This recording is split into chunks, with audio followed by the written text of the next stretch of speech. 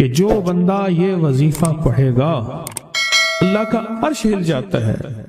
لا علاج بیماریاں ہوں، دکھ ہوں، غم ہوں، قرضے ہوں، مصیبتیں ہوں، ناکامیاں ہوں اور پریشانیاں ہوں، اور ایسے حالات کہ جو انسان کہے کہ بس سب تو موت ہی ہے، اس کے علاوہ کوئی راستہ نہیں، کوئی ایسی پریشانی ہو، اللہ کا نظام ہے کہ اس پہ وہ ملتا ہے جو انسان گمان نہیں کر سکتا، سوچ نہیں سکتا.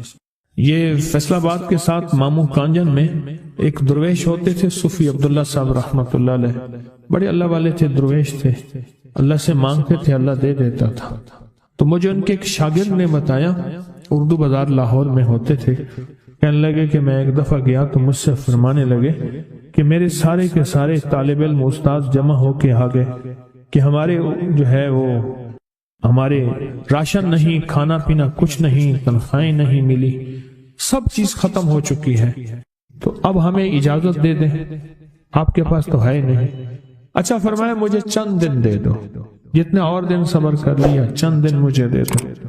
تو فرمایا پھر بیٹھ گئے مصلی، اور جو سورۃ فاتحہ پڑھی نا جب آتے تھے نا، ایاک نعبد و ایاک نستعین، اس کو جو وجدانی کیفیت کے ساتھ دل کی گہرائیوں اندر کے درد کے ساتھ پکارتے تھے، اتنا درد، اتنا غم، اتنا درد، اتنا غم جو پکارتے تھے کہ ایسے محسوس ہوتا تھا کہ زمین ساری کی ساری ہل رہی اور ہر طرف ایک نظام چل رہا ہے.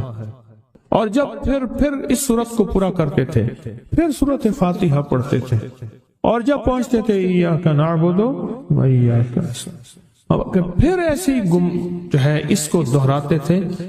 پر بات یہ ہے وہ دعا پڑھتے نہیں تھے، مانگتے تھے.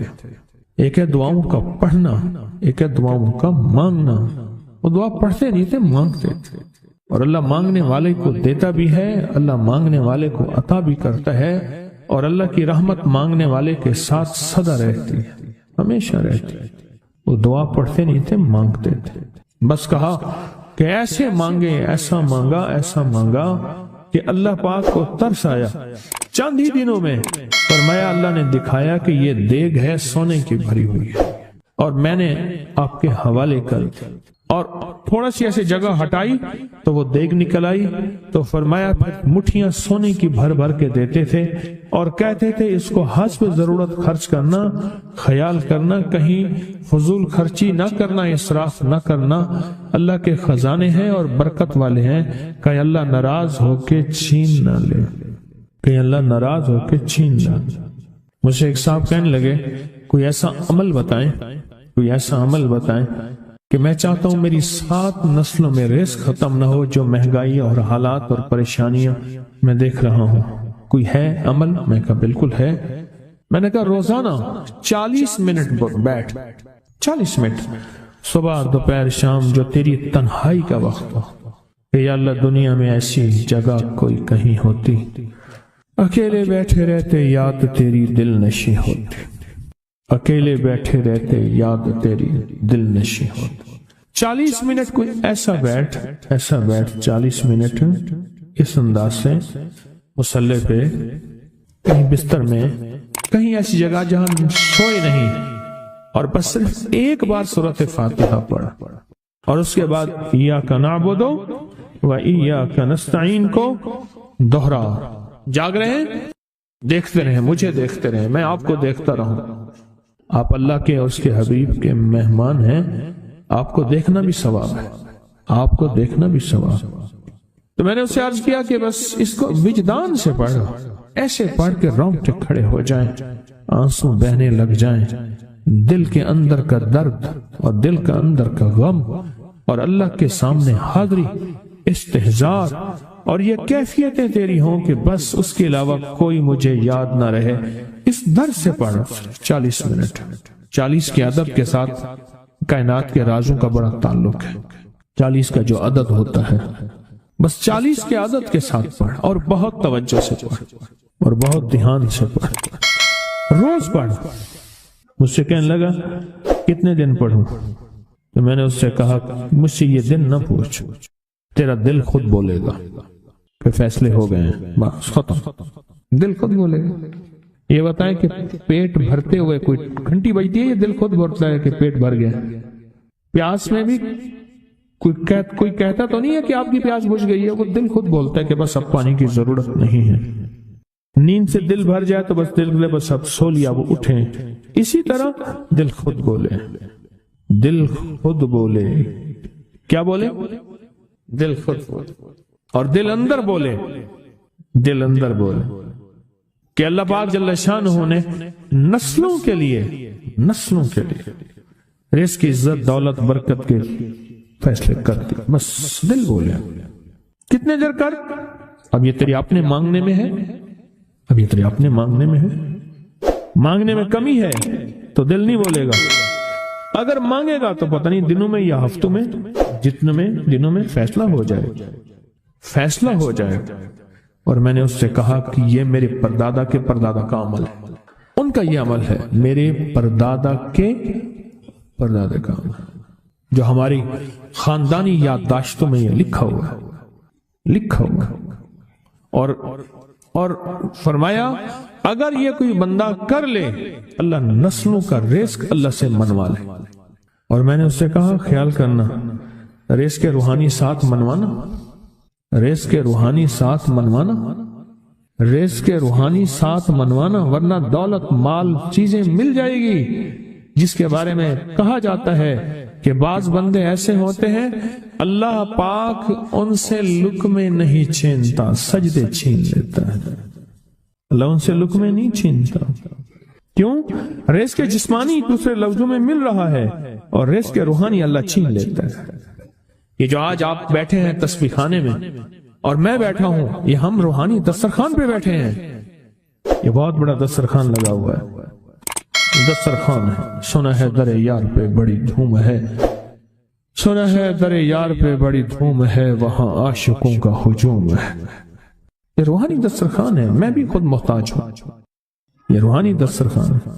تو میں نے اس سے عرض کیا کہ ایک دسترخوان نہیں مانگنا، دونوں مانگنا، رزق روحانی بھی، رزق جسمانی تو اس کو بھی ملتا ہے جس کو کلمہ نصیب نہیں ہوا، رزق جسمانی تو اس کو ہی ملتا ہے جس کو کملی والی کی غلامی نصیب نہیں ہوئی، رزق جسمانی تو اس کو ہی ملتا ہے جس کے ماتھے پہ شقاوت لکھی ہے، رزق جسمانی تو اس کو ملتا ہے جو اللہ کا نافرمان ہے، رزق جسمانی تو اس کو ملتا ہے جو اللہ کے وجود کا انکار کرتا ہے، رزق جسمانی تو اس کو ہی ملتا ہے جو آخرت اور قبر کا انکار کرتا ہے، رزق جسمانی تو اس کو ملتا ہے جو جنات اور برزخ کا انکار کرتا ہے، رزق جسمانی تو اس کو ملتا ہے جو خود کملی والی کی نبوت کا انکار کرتا ہے، وہ تو بے بہا لوگ ہیں، ان کو ملتا ہے۔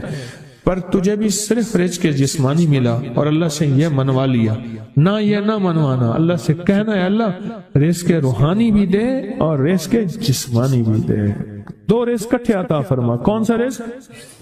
اور رزق جسمانی بھی دے۔ کہیں ایسا نہ ہو کہ میری نسلوں میں صرف مال، دولت اور چیزیں ہوں اور تیرا نام اور تیرے حبیب کا نام نہ ہو، تیرا نام اور تیرے کملی والے کا نام نہ ہو، تیرا نام اور تیرے دوستوں کا نام نہ ہو، تیرا نام اور تیری آل و اصحاب کا نام نہ ہو۔ کہیں ایسا نہ ہو میں محروم ہو جاؤں، مجھے آل اور محمد اور آل محمد اور اصحاب محمد کی نسبتیں یہ بھی ساتھ عطا کیے رکھ۔ میں نے اس سے کہا کہ دو چیزیں مانگنا۔ اچھا قدرت کا نظام ہے، تو دیوانے بھی ہوتے ہیں، یقین والے ہوتے ہیں، آپ جیسے آپ مخلص بیٹھے ہیں اور پوری دنیا میں ہمارے ساتھ اس وقت مخلص بیٹھے ہیں جو ہماری آج کی محفل میں شریک ہیں، ہوتے ہیں دیوانے۔ اس نے یقین سے پڑھنا شروع کر دیا، مجھ سے کہنے لگا ایک وقت ایک جگہ ہو بہت بہتر۔ میں نے اس سے کہا، میں نے کہا پھر بھی اگر ایک وقت ایک جگہ میسر نہ بھی ہو تو اگر عمل کسی وقت چوک جائے، عمل کی جگہ چوک جائے، عمل کا وقت چوک جائے، مجبوری میں نہ ہو تو بہتر ہے، پر توجہ نہ چوکے، دھیان نہ جائے، استحضار نہ جائے، یقین نہ جائے، اور سچا یقین ہو کہ میرا اللہ خود کہتا ہے یہ مانگنا بھی تو اسی نے دیا ہے نا، اسی نے مانگنا دیا ہے۔ جب اس کریم نے مانگنا ہی خود دیا ہے تو عطا بھی خود کرے گا۔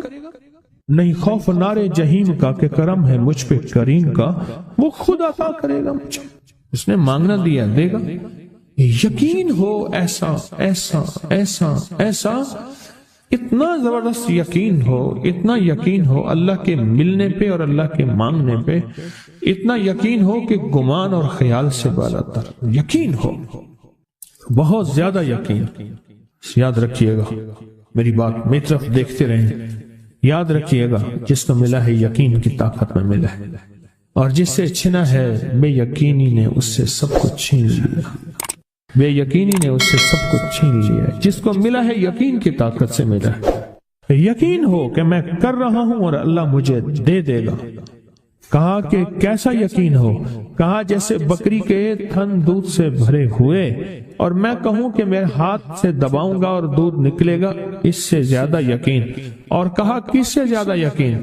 کہا کہ ایک بڑا نوٹ ہو اور بڑا نوٹ کے اندر جو ہے ایک آنے کی چیز آنی ہے، تو میں کہوں گا اس سے تو اس کی نوٹ کے اندر تو ہزاروں آنے ہیں، اور میں ایک آنے کی چیز، ایک ٹکے کی چیز لوں گا اور میرا کام بن جائے گا۔ اس سے زیادہ یقین ہو، اور اس سے کہیں زیادہ یقین ہو کہ سخت پیاس ہے اور میں پانی کو دیکھوں، اور پانی کو دیکھتے ہی مجھے یقین ہو کہ اس سخت پیاس میں میرا پیاس بجھ جائے گی، پیٹ بھر جائے گا۔ اس سے کہیں زیادہ یقین ہو۔ میں پھر بھی یقین کو نہیں سمجھا سکا، علم بھی محدود ہے، الفاظ بھی میرے پاس محدود ہیں۔ اس سے کہیں زیادہ یقین ہو، اس سے کہیں زیادہ یقین، اور بہت زیادہ یقین، اتنا یقین۔ کیا خیال ہے؟ آپ چاہیں گے اپنی نسلوں کے لیے بخت، رزق، نصیب اور مقدر منوا لیں؟ کیا خیال؟ وہ بڑا کریم ہے۔ میں نے ابھی نہیں بتایا کہ قرآن کا واقعہ سنایا، حضرت موسیٰ اور خضر علیہ السلام کا قرآن کا واقعہ سنایا کہ ان کی 7 نسلوں کا جو ابا تھا نا، وہ 7 نسلوں میں پہلے والا ابا، دادے کے دادے کے دادے کا دادا، وہ نیک تھا، وہ دعائیں مانگتا تھا، وہ اللہ کے ساتھ تعلق میں تھا، اس کا تقویٰ تھا، وہ اس کی نیکی کا اثر، اس کی نیکی کا اثر، اس کی نیکی کا اثر نسلوں میں منتقل ہوا، نسلوں میں منتقل ہوا۔ پڑھ لیں، مانگ لیں، اللہ سے کر دیں کہ اللہ میرے لیے اور میری نسلوں کے لیے رزق روحانی اور رزق جسمانی کے فیصلے کر دیں، رزق روحانی اور رزق جسمانی کے فیصلے کر دیں۔ شاہ عبد الرحیم تھے شاہ ولی اللہ رحمت اللہ علیہ کے والد محترم۔ انہوں نے شاہ ولی اللہ سے کہا بیٹا میں تجھے روحانی مشقیں کرا رہا ہوں، ایک مشق ایک بھی کر لے، اپنے لیے اور اپنی نسلوں کے لیے اللہ سے رزق منوا لے، اللہ سے رزق منوا لے۔ تو پوچھا کہ حضرت میں رزق کیسے منواؤں؟ میں کہ کچھ وقت ایسا نکالا کر، ایسا وقت نکالا کر 2 گھڑی اور 3 گھڑی کا، ایک ساتھ 2 گھڑی اور 3 گھڑی، ایک ساتھ تقریباً 21 منٹ کی ہوتی ہے، تقریباً 21 منٹ کی، 2 ساتیں مل جائیں تو 40 منٹ بنتے ہیں، تو ایک ساتھ 2 ساتھ 3 ساتھ کی گھڑی میں کہ بیٹھ کے نا سورۃ فاتحہ اور اس میں ایاک نعبد و ایاک نستعین کا تکرار اور استحضار کیا کر، اور ایسا کیا کر تیری آنسوں بہیں، تیرا دل روئے، تیری آنکھیں روئیں، تیرے رونگٹے کھڑے ہوں اور رواں اور اس کے اندر سے تیرا پل پل، تیرا من، تیرا جذبہ، تیری سوچیں بولیں، کیا بولیں؟ ایاک نعبد و ایاک نستعین۔ تو ایک میلہ تھا اللہ کے نیک بندوں کا، تو اس میں 70 اولیاء جمع ہوئے، 70 اولیاء جمع ہوئے۔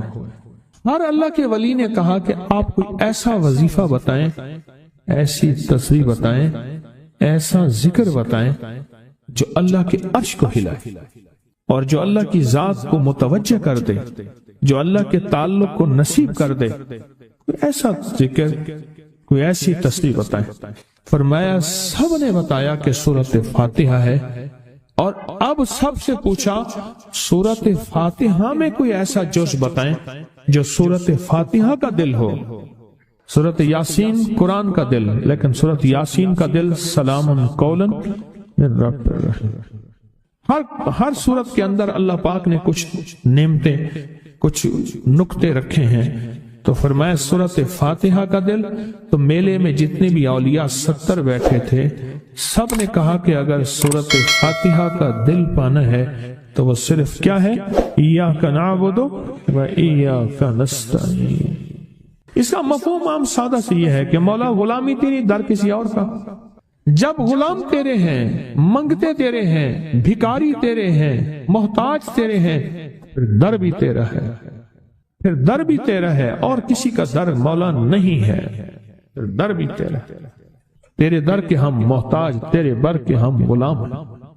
تو میں نے اس سے کہا کہ یہ وظیفہ کر، سارا دن پڑھی یا کنا بدو، اور کام بھی کرتا رہے، وضو بے وضو چلتا بھی رہے، یہ پڑھتا بھی رہے، پڑھتا بھی رہے، پڑھتا بھی رہے. چند دن چند ہفتے یہ عمل کر، اور رات سوتے ہوئے سورت فاتحہ پوری کر 40ویں، اور پھر درود پاک پڑھتے پڑھتے سو جا. 70 اولیاء نے فرمایا کہ جو بندہ یہ وظیفہ پڑھے گا اللہ کا عرش ہل جاتا ہے، اور فرشتوں میں کوہرام مچ جاتا ہے، اور فرشتوں میں اللہ کے بارگاہ میں فریادیں ہوتی ہیں کہ یا اللہ یہ بندہ ہے اور اس نے یہ عمل کیا ہے، یہ وظیفہ کیا ہے، اور ابھی تک اس کی دعا قبول نہیں ہوئی، یہ مانگا ہے ابھی تک دعا قبول نہیں ہوئی. فرشتوں میں یہ کوہرام مچ جاتا ہے. ایک اللہ کے دوست تھے، سوتے سوتے ایک دم اٹھ بیٹھے. اٹھنے کے بعد وجدانی کیفیت کے ساتھ جو ہے یہ وظیفہ پڑھنے لگے. تو کسی نے پوچھا کہ حضرت کیا ہوا؟ فرمایا میں نے دیکھا کہ اللہ کے عرش کے نیچے جنتی ہیں اور وہ ٹہل رہے ہیں، اور سب کی زبان پہ یہی وظیفہ ہے، ایاک نعبد و ایاک نستعین. سب کی زبان پہ یہی وظیفہ ہے اور سب یہی پڑھ رہے ہیں. میری ایک درخواست ہے سورۃ اخلاص 2 تسبیح زندگی کا معمول بنا لیں، اس کو تو کبھی نہ چھوڑیں. کیا خیال ہے؟ 2 تسبیح زندگی کا معمول بنا لیں، اس کو کبھی نہ چھوڑیں. اس کا فائدہ کیا ہوگا؟ اس کے انوکھا فائدہ ہوگا. اللہ پاک نا نور کی برکت سے، اعمال کی برکت سے نسلوں میں نور اور خیر عطا فرماتے ہیں. پھر نسلوں میں وہ نور چلتا ہے، نسلوں میں وہ برکتیں چلتی ہیں. بعض اوقات دوسری نسل میں، بعض اوقات تیسری نسل میں، اور بعض اوقات اسی نسل میں. عرض کر رہا تھا کہ اپنی زندگی میں اس نور کی روشنی کو ساتھ لے کر چلے. 2 تسبیح سورۃ اخلاص کی تو زندگی میں نہ چھوڑیں. سفر میں جا رہے ہیں، حضر میں جا رہے ہیں، صحیح جا رہے ہیں، پیدل چلتے پڑھ لیں، گاڑی چلاتے پڑھ لیں، گاڑی میں بیٹھے پڑھ لیں، کہیں دفتر میں بیٹھ کے پڑھ لیں، مجبوراً وضو نہیں تو بھی پڑھ لیں، پر چھوڑے نہیں. کیوں؟ آپ کی زندگی میں اس کا نور نسلوں میں منتقل ہوگا، اور اس کا نور نسلوں میں جائے گا، اور نسلوں میں رزق، دولت، عزت کے اللہ دروازے کھول کے دکھائے گا. ایسا نور ملے گا آپ سوچ نہیں سکتے. ایسا نور ملے گا. کون سا مسلمان ہے جو کہتا ہے مجھے سورۃ قل ہو اللہ، سورۃ اخلاص نہیں آتی؟ ہر بندے کو آتی ہے. اگر کوئی کمزور علم رکھنے والا ہے تو تھوڑی سی محنت کرے، یاد کرے تو اس کو یاد ہو سکتا ہے. ایک میں آپ کو عجیب بات بتاؤں. شیخ ابو الحسن شاذلی رحمت اللہ علیہ، شاذلی سلسلہ، میں کہ جب تو اللہ سے خالص محبت کرنا چاہتا ہے اور چاہتا ہے کہ اللہ اس کے حبیب کی خالص محبت تیرے دل میں اتر جائے، اللہ اس کے حبیب کی خالص محبت تیرے دل میں اتر جائے، اور قیامت کے دن جب اعلان ہو وَامْتَازُوا الْيَوْمَ أَيُّهَا الْمُجْرِمُونَ، مجرم علیحدہ ہو جائیں، ہمارے دوست علیحدہ ہو جائیں، ولی علیحدہ ہو جائیں، بدکار علیحدہ ہو جائیں، تو اس وقت تو اللہ کے دوستوں کی لسٹ میں ہو تو ایک عمل کر لے. فرماتے ہیں وہ عمل ہے کہ سورۃ اخلاص کو اپنے دل کی دنیا میں جگہ دے دے. اللہ اکبر. شیخ ابو الحسن شاذلی رحمت اللہ علیہ فرماتے ہیں، اور فرمایا جو سورۃ اخلاص پڑھے گا وہ حالت ایمان سے دنیا سے رخصت ہوگا، حالت ایمان دنیا میں سے رخصت ہوگا، اور ایمان کی آخری کیفیت میں رخصت ہوگا. اور ایک اللہ کے ولی نے اپنا مشاہدہ بیان کیا. میرے پاس لوگ آئے رزق کی تنگی میں مبتلا تھے، میرے پاس لوگ آئے بدحال ہو چکے تھے، میرے پاس ایسے لوگ آئے جن کی تنخواہیں بچتی نہیں تھیں، میرے پاس ایسے لوگ آئے جن کے گھر میں جھگڑے ناچاکیاں تھیں، اور میرے پاس ایسے لوگ آئے جن کی زندگیاں تنگ تھیں اور جو نیکی کرنا چاہتے تھے کر نہیں سکتے تھے، خیر میں آنا چاہتے تھے آ نہیں سکتے تھے، اور برائیاں ان کا راستہ چھوٹی نہیں تھی اور نیکی کے دروازے بند تھے۔ کہا میں نے ان سے کہا کہ 2 تسبیح سورت قل ہو اللہ کی پڑھ لو۔ جب سے انہوں نے پڑھنا شروع کیا سورت قل ہو اللہ ان کا ضامن بن گیا، اور سورت اخلاص ان کا سہارا بن گئی، اور سورت اخلاص ان کا ساتھی بن گئی، اور سورت اخلاص ان کا محافظ بن گئی، اور سورت اخلاص ان کا معاون بن گئی، اور سورت اخلاص ان کو زندگی میں لے کر چلنے والی روشنی بن گئی، اور ان سے سارے اندھیرے چھٹ گئے اور ساری ظلمتیں چھٹ گئیں، اور خیریں اور برکتیں ان کی چوکھٹوں ان کے دروں کو مالا مال کر دی۔ اللہ کے ولی اپنا مشاہدہ اپنا تجربہ بتاتے ہیں کہ جس نے 200 دفعہ سورت اخلاص پڑھی اللہ پاک اس کو ہمیشہ خیروں سے نوازیں گے اور